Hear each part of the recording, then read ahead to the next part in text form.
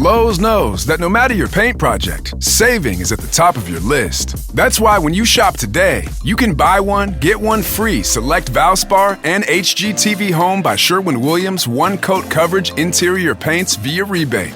Shop these deals in-store or online today at Lowe's. We help, you save. Rebate in form of Visa gift card equal to 100% off the second eligible item purchased before or after applicable discounts, if any. See details. Offer ends 7/9.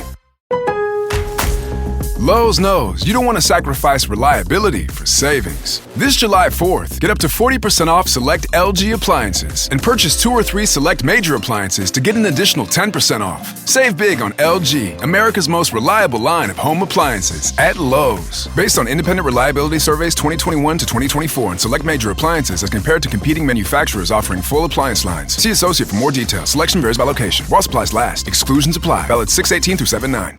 The following podcast may contain discussions supported by science that may be considered dangerous to some listeners and conspiracy theorists. Discretion is advised.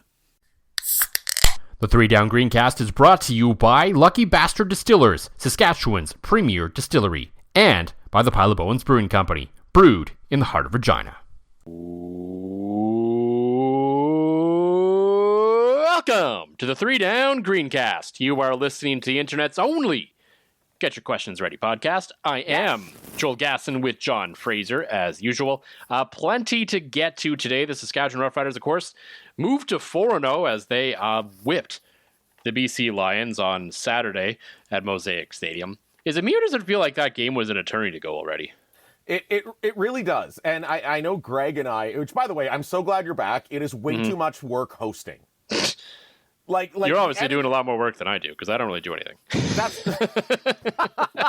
But like this, I just get to show up and like, okay, I've got my 2 drinks. I show up, we bullshit for a bit, we hit record, away we go. Last week it was like, hey, these are the talking points. I had to have stuff up, and it was like I had to do. Even the funniest thing is Greg even did the editing for me. So all I had to do was insert the ad break. Wow. Yeah. I'm surprised he actually did that for you. Wow. Greg's a nice guy. What could I say? I mean, I guess you were using his technology, so it probably made sense. Right. So he Dropboxed it over. Boom. I put in the ad break and hit publish. So, but still, that is too much work for me, Joel. I've got too much on the go. I'm glad you're back. I guess this is where if we actually did more editing, this is where we would insert the Eric Bischoff music. I'm back and better than ever. It's like maybe not the better than ever part, but well, Greg dropped the Krusty the Clown. What the hell was that in the middle of the episode? Because while I was away in Ontario, I did not listen to the first episode I missed. That's fair. It wasn't very good. Mainly because you told me it wasn't very good. That's on me, not on you, Greg. And quite often I don't listen to the podcast when I'm not on it. Or I don't listen to it when I'm on it either, quite frankly. That's fair. That's why you're listening. But I know what happens on the podcast because I'm sitting here talking to you. Yes. But yeah, on the plane ride back, I did listen to the one you guys did about Luke Wilson because 1, you said it was good, and 2, I obviously had time to kill on the plane. So I was like, well, I might as well check in and listen to it. Yes, and I did catch that, and it should have clicked into me then that obviously you didn't add that because you never would have done that. Well, the nice thing is Greg's software has like hotkeys, so he could just like go to it without editing. That big Piffles money they got. So yeah, they got that TV money. We got the last podcast not on YouTube money. Well, we're technically on YouTube. There's just no video. Oh, right. Yes. Cause it is there. It is posted. So again, if you like to listen to stuff on YouTube but not actually watch, we're there for you. We're there for you. We have you. Or if you're reluctant to watch on YouTube because you have to look at the two of us, we're also here for you. If you want to open YouTube and just look at a still image of the logo the entire time, there you go.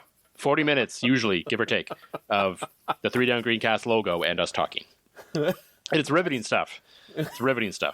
I mean, in fairness...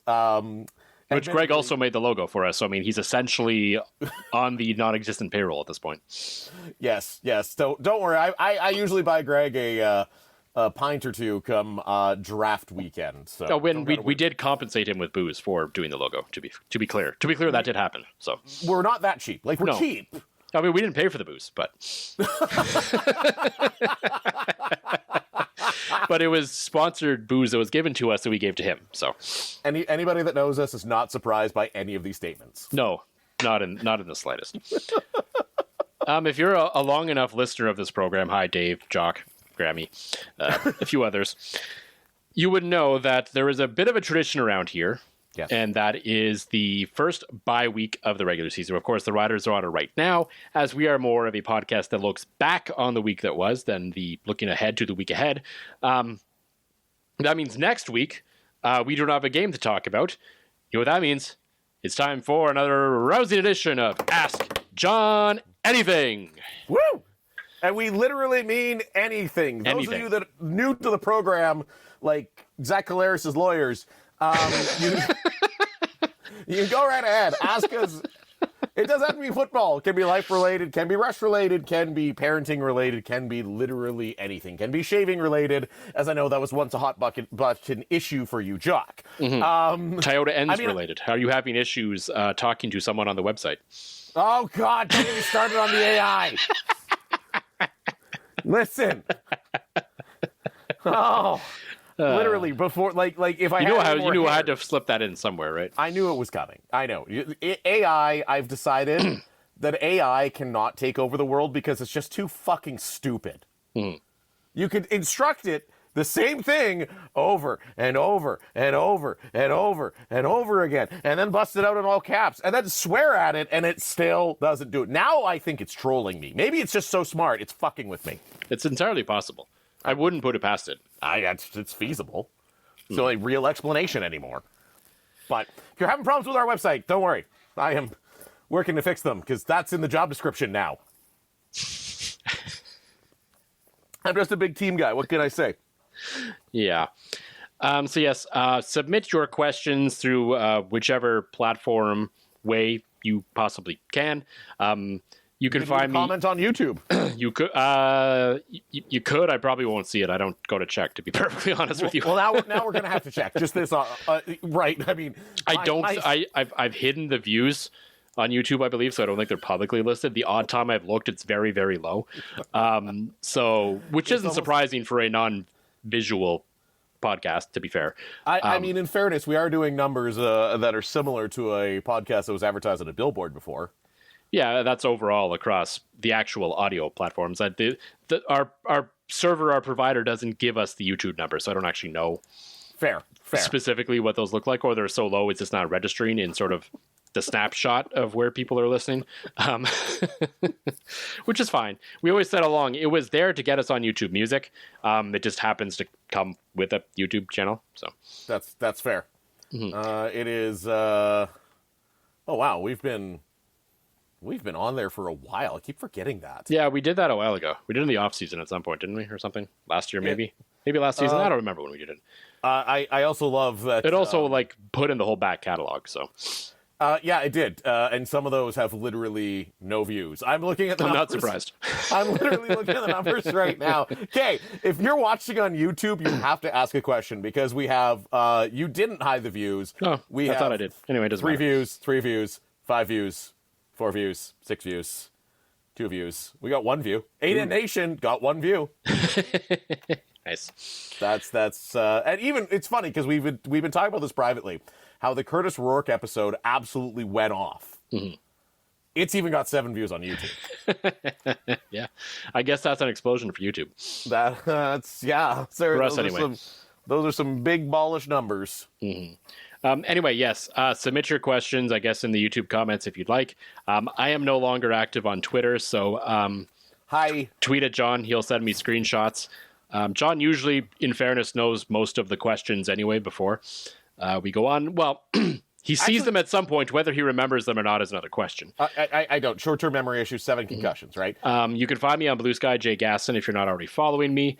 If you have me on other social platforms like Instagram or the other meta one, feel free to shoot me a message there. We'll be able to find that as well.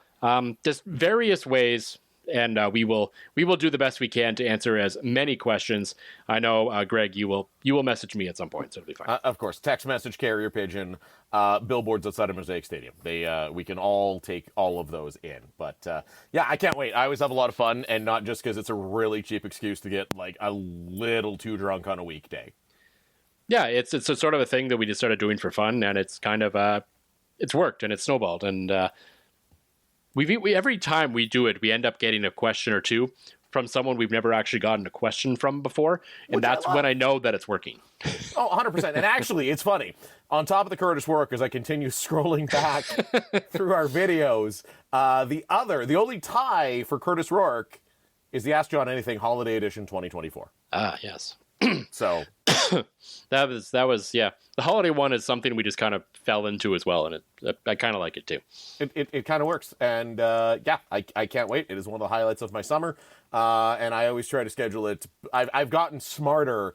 I now schedule it either when I have sports drinks in the house or when I don't have to work. It ends the next day. I'm sorry, marketing guy Justin, boss man Darren, but come on, you guys. Yeah, know. They know. they've known you long enough. You've worked there long enough. Like, they know. 5 years this week. Wow. I know, ties for the longest job I've had of Saskatoon Media Group. So. So we all know how that ended. So yeah. I don't plan on burning. I don't plan on leaving. Or to quote Sam Bennett, who was quoting The Wolf of Wall Street, "I'm not effing leaving." And if I did, I definitely wouldn't burn that bridge with nuclear fire. No. I like a lot of people there. That's fair enough. A lot of people are liking the Saskatchewan Roughriders right now. Boom! As there they are at 4-0 on the regular season for the second straight year under Corey Mace. We will talk about the game against the BC Lions, and the CFL did something today that we've been wondering and asking for a long time. Negotiation lists are now public. Yes. Which is really cool. So we'll get into that as well. But as always, John, before all that, for the Pile of Bones Brewing Company, what is in the glass this week? I don't think we're going to have a matchy this week. I went off the rails. Went with something different. And mostly, I wanted something summery and different, and I'm also cheap. So on sale at Sobeys Liquor in Saskatoon for $14 for 4. High Keys Brewing alcoholic ginger beer with lemon and lime. I can tell you got the backyard all set up for the kids, like the little kiddie pool, slip and slide, had that all going yesterday. And I just sat on the deck and housed a few of those, and it was nice and summery. I surprisingly had one left in the fridge for recording tonight. And, of course, that is accompanied by a little Lucky Bastard vodka. Bryce, because if you're on the road, you're listening, I will be texting you tomorrow with the refill for this month. Fair enough. I bet if you put that vodka into the ginger beer, it'd make a pretty good, really alcoholic Moscow Mule. Oh, boy, would. And, I mean, the ginger beer is only 4.5. Yeah. But I mean, generally, I guess you would make it with Krabby's as well before, which no longer exists in Canada. But yeah, I guess you generally make it with alcoholic ginger beer, but you don't always have to, right? So, although I will say, huge shout out to Tara, head bartender at the Nutana Curling Club. She once made a Moscow Mule, and I forget what she put in that didn't have ginger beer, had ginger ale, and she canceled out the sweetness somehow. It was amazing. Just another one of the reasons the Nutana Curling Club is basically heaven on earth. For me, I am going through a Nokomis mix pack right now, and I have the classic IPA because it's the beer that was in the fridge, quite frankly. I don't really have a reason to drink another one, but it's the one in the fridge, so that's what I drank. And you just got back from 2 weeks in Ontario. I did, yes. Right? So it's not like you're and where I took part in many Dominion City in Ottawa, one of my favorites there. The Sunsplit IPA, by far, like my all-time favorite beer out that way. Also, finally got to try one from our friend Ben Grant. Something in the Water Brewing in Toronto. If you have a chance to pick up some of their stuff, if you're out that way, do it. It's top quality. Really, really good stuff, yeah. I love how there's like this great beer culture here in Saskatchewan. It seems like pockets of Ontario, like I know we've gone on about Northwestern Ontario beer, Eastern Ontario beer in the Ottawa region where you were. And it's just like, those are just like the two kind of go-to places. You can't really go wrong with a lot of beers from there. Try everything. Like, absolutely. That's what I love about our sponsors, right? Like Pile of Bones is like, hey, give us the name mentions, the logos, but feel free to talk about anybody. Interestingly enough, High Key does have, I think it's called Glorious and Free right now. It's basically a recipe that Dominion City came up with, and like they gave it to like a whole bunch of places across the country, so it's kind of a collab. High Key has that one up in Saskatchewan. So you should be able to see it out. It's in a red can. They would have it at high key. I know we've got some coming down this way soon. So Well, then, apparently it is in the Saskatoon Co-op Liquor. I could see that, yeah. So I will have to actually spend real money and not scene points and go there one day. Maybe tomorrow. What won't be happening tomorrow is the Saskatchewan Roughriders won't be playing a football game tomorrow, or the day after that, or for basically a whole week before that. The Riders are on their bye week right now, but before they did that, of course, they played the BC Lions on Saturday night. I had to rejig my memory and when that game was, not only because it feels like forever ago already, but because I didn't watch it live. I watched it Sunday morning because I was flying back from Toronto on Saturday night. We got in at 1 a.m. I was not watching a football game at that point. So for me, the game was on Sunday morning, and I watched it in about an hour and a half, I think. So yeah, it was not one you had to watch for it very quickly turned into a passive watch. Mm-hmm.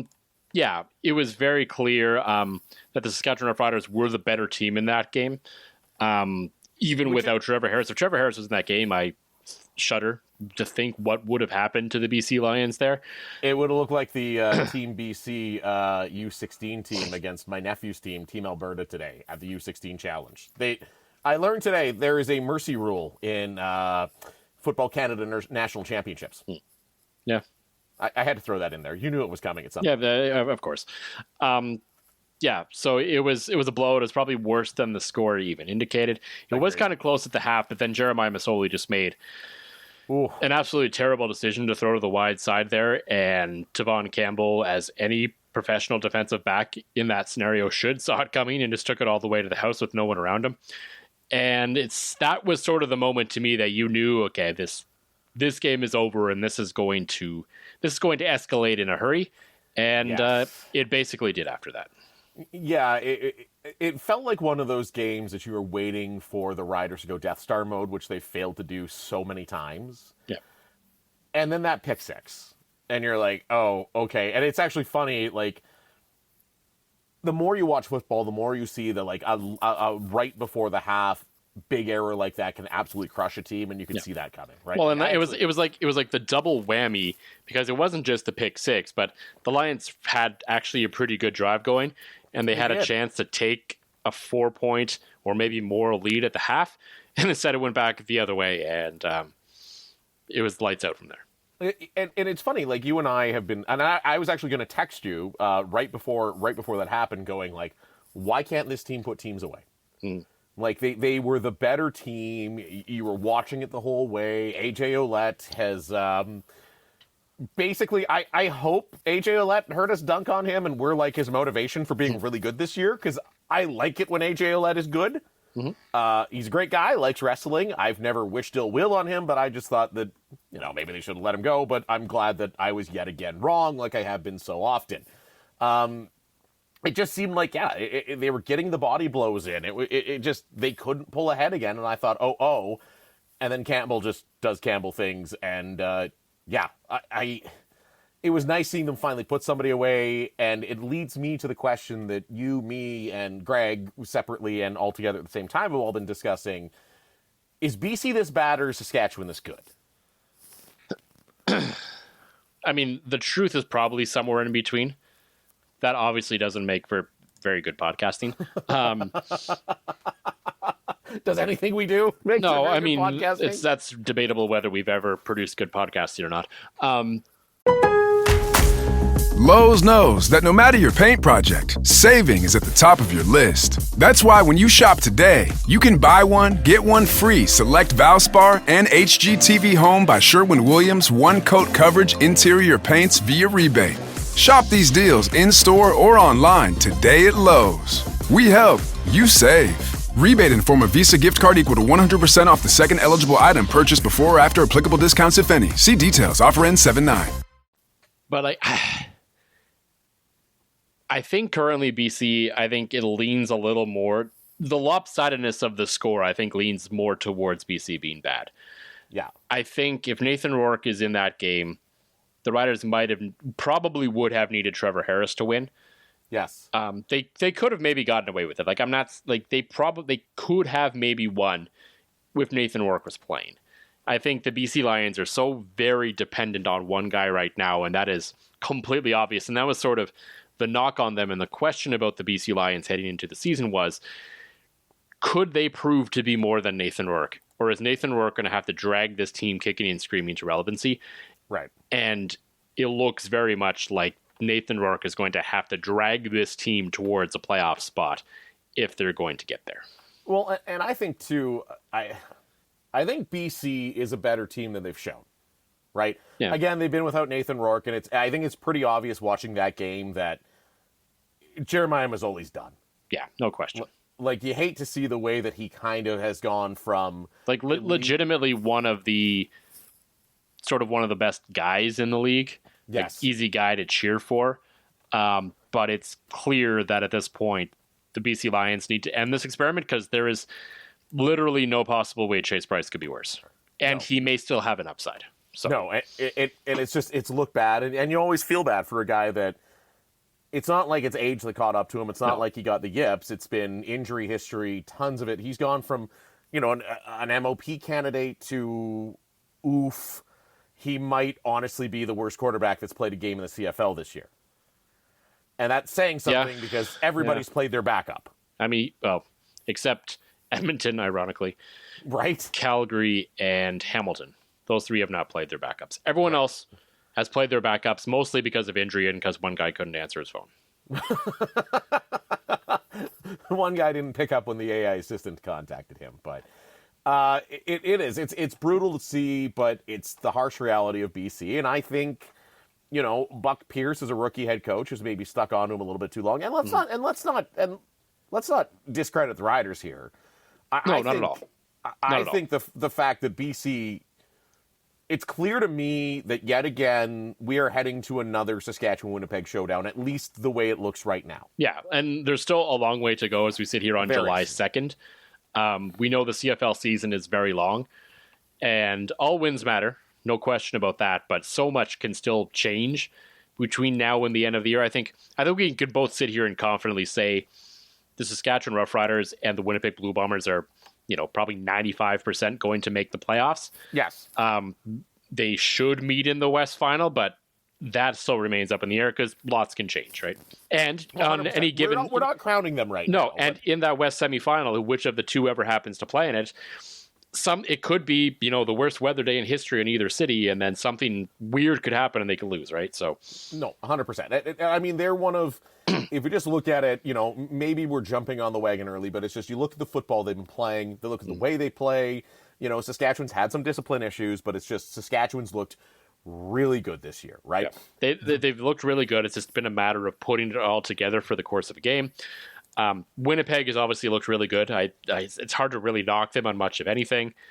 And Montreal is probably the third team that you would consider in that realm, as long as Davis Alexander is playing. Yeah, because McLeod Bethel Thompson, speaking of guys that just don't have it. He has a little bit more than Jeremiah Masoli. I think, like Nick Arbuckle, if he happens to get a few weeks and get into a little bit of a rhythm, he might start to improve. But I wouldn't count on McLeod Bethel Thompson to win me a Grey Cup. No. No, certainly. And it's funny how the cream, as we all love a Macho Man Randy Savage reference, how the cream rises to the top. And you're seeing that early. The thing that impressed me the most, I think, with the Riders, watching the game, I texted you saying, I think Jake Maier's playing well. In context, I meant well for, a backup. He's doing what he's doing. The offensive line, I was worried heading into this game. And because they don't have Trevor Harris taking one step back and throwing, right? So Right. So I was a little worried, right? This is the first real test for that offensive line. And AJ Ouellette still hung 140, and Jake Maier had tons of time. Right? I think as bad as Jeremiah Masoli was, the most unforgiving part of that game for the BC Lions is letting AJ Ouellette go for $140 and the team rush for 200 yards. Jake Maier is quarterback, your other team is going to be running the football a ton. And you knew this is the one thing you had to stop against the other team's offense in that week, and they couldn't do it. In fairness, they were basically out of defensive linemen. Not the entire game, and still, you're professional. They got to be able to do that. maybe not necessarily like completely shut down, but you can't let a guy go for $140. No, you're bang on. Like no matter how many guys you're down, you got to find a way to stop the bleeding. And like you said, you knew exactly what was going to happen.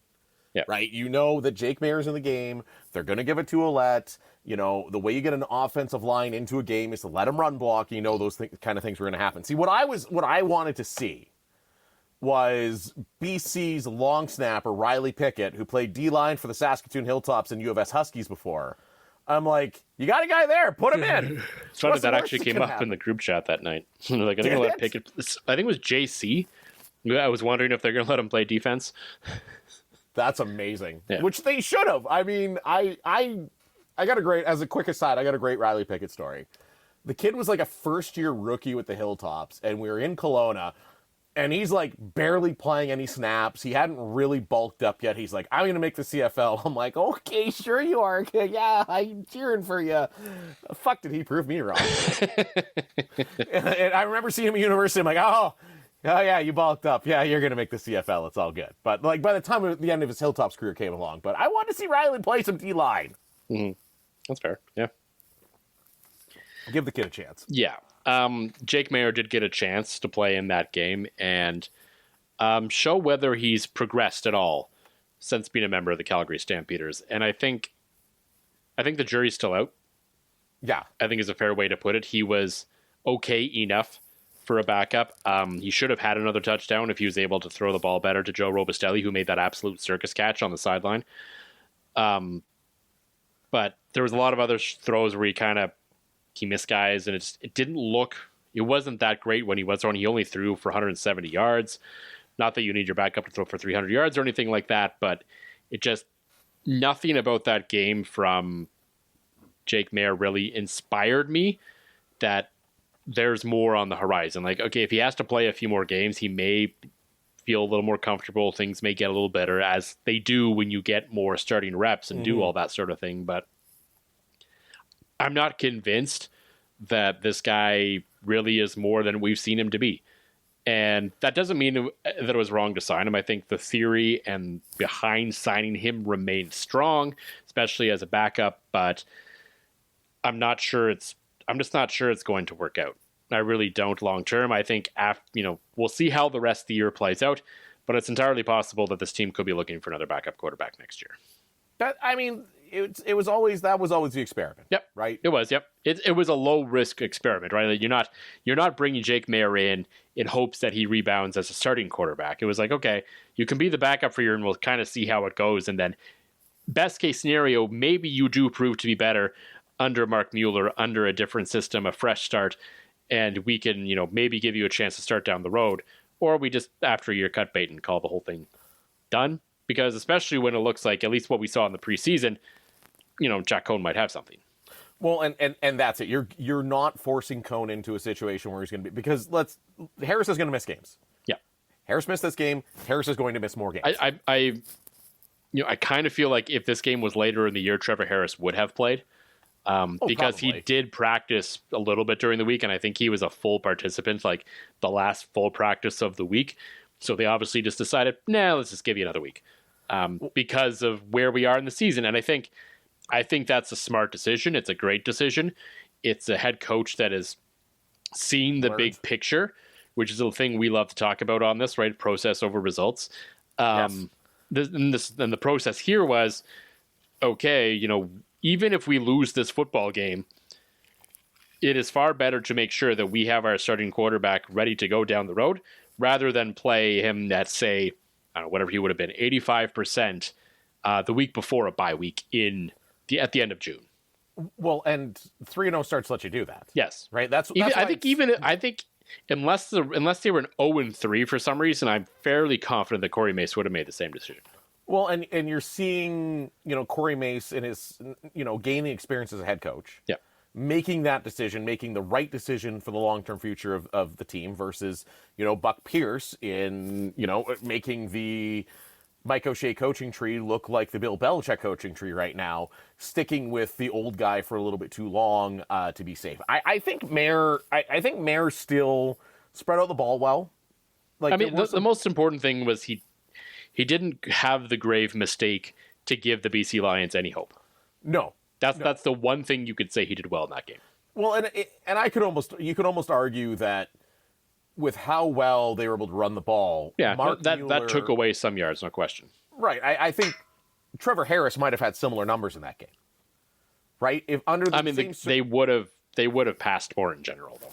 Right, but the thing I like about Mark Mueller, as opposed to guys we've seen like Jason Moss and other guys we've seen come through here, when he sees something that's working, he sticks with it. Yeah, well, he's not stubborn and goes, okay, I'm going to run it.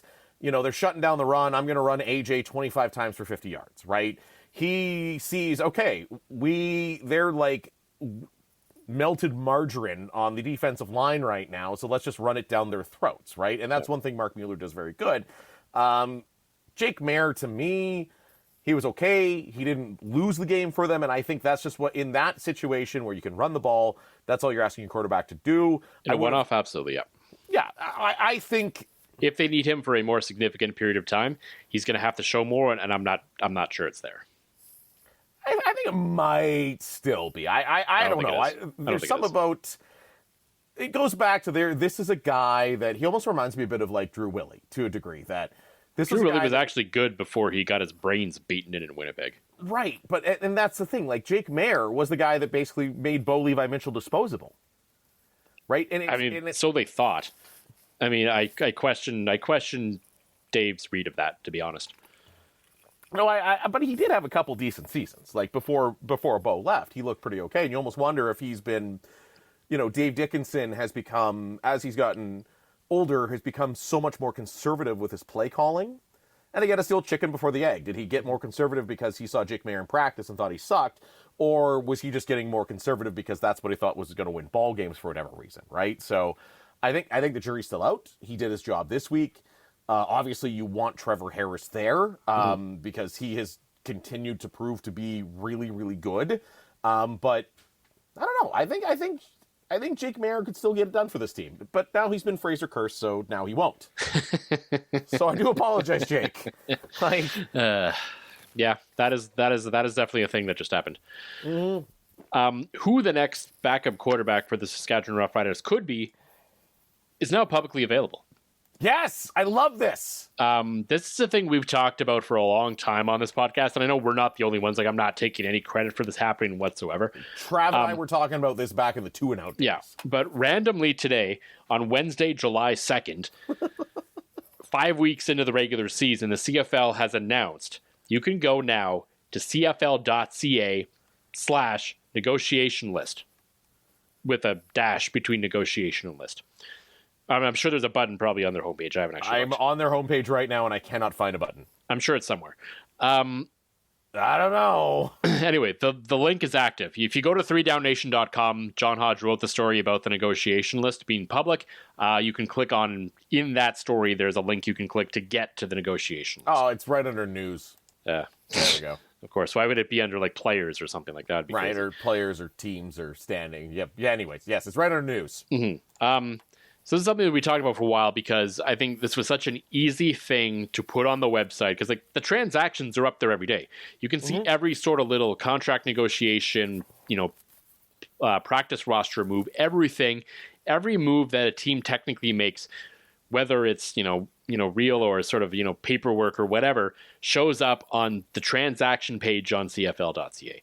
So why did the same idea not exist for the negotiation list? Because one of the knocks on the neg list was, well, it changes so much. How could we possibly ever keep it up to date? Oh, no. Well, you've done it with transactions forever, so why not? And to be clear, it's funny because there's like 405 names on this list, and there's maybe, if you're a really hardcore college fan, maybe like 50 guys you recognize, right? Right. So we're complaining about a list of a whole bunch of nobodies for the most part being out there, but it is still information that helps the fan base stay engaged, and it's so easy to do. And I don't know if Stuart Johnston was the guy to like push this over the finish line to make this a thing or not, but it's happened under his watch, so he's going to get credit for it one way or the other because this is an incredible move. Because now you can click on all the teams. The the website itself still feels a little clunky to me. I'm sure there's got to be an easier way to lay this out. But anyway. And I'm sure they'll come up with that, yeah, right? That's neither here nor there right now. But you can see the entire neg list of every team. So I'm looking at the Saskatchewan Roughriders one right now. There's names on there you can see now, like Chase Claypool. People Trey will know Lance. who he is. Trey Lance. Yeah. So John Rice Plumlee, like there's names of people, Will Rogers, like these are guys that if you watch a little bit of college football, you are familiar with. Now there's a lot of names on here I have no idea who they are. But it is still interesting because now you can say like, like say Anthony Brown, maybe he comes up to, well, he's actually pretty good. Maybe that's not a good example. Defensive lineman Van Fillinger. Maybe he's in camp next year, and you're like, oh, wait, I remember seeing that name on the neg list. And now you know sort of where that comes from.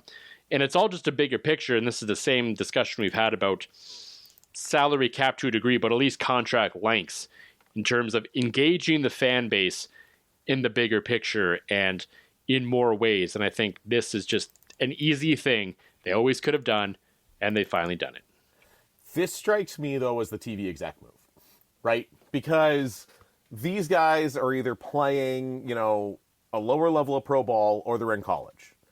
Yeah. I can just see... Some of them are on, like NFL practice squads and stuff like that. Right, exactly. But I can see, if you ever have a chance, you've got a highlight pack featuring one of these guys that's still in college or maybe a guy's playing minor pro, playing spring ball or something like that. Now you've got an opportunity to say, hey, that's the Riders neg lister, and you get to talk about this guy. It gives you a reason to talk about this guy, right? When you're going into reading highlights and creating stories for games, you always want to tie in.